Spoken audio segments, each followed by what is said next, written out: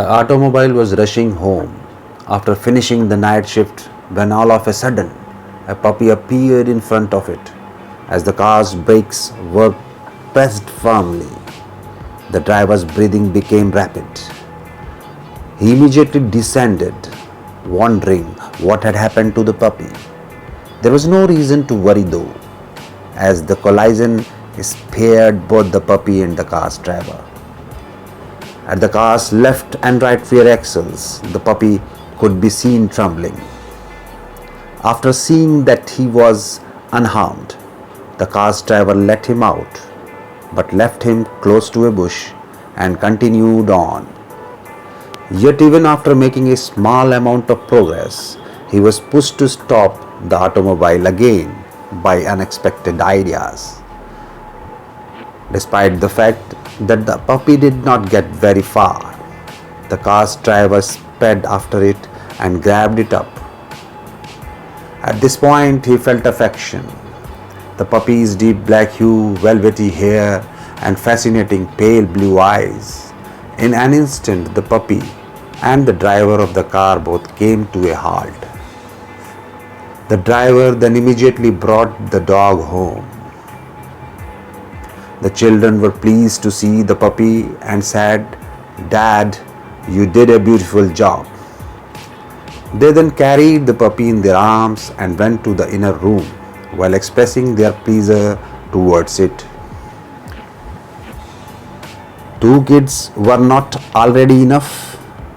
You bring the puppy too," said car's driver wife. Yet she could not help but share in the joy of the kids, saying only, "My goodness, am I a robot?"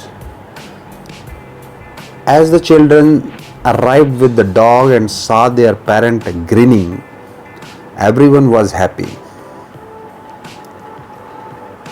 Once 3 years had gradually gone, Moris, the puppy, had reached adulthood. Moris had grown to have a significant role in this nuclear family. When there were conflicts within the family, Moris would occasionally play a friend to the individuals, responding to their feelings with a lick, who was everyone's partner in emotion, regulation, and love dissemination. Everything was well until the time cycle abruptly altered. The family should have advanced, and the vehicle driver should have made more money, and desire for their children to top in school drove the family towards orthodox traditions, which the car driver and his wife are now blindly adhering to. Even the heat of those traditions started to pour on to Moris as the separate anxiety started to afflict him. One day, while walking outside with the car driver's wife, Moris' perceptive nose alerted him to some meat left over in a nearby neighbor's trash can. Moris ate a piece of steak before the automobile driver's wife took some action. The wife of car driver has abruptly changed her behavior because their religious cultures bans them from consuming non-vegetarian meals. But Moris had no idea what would follow.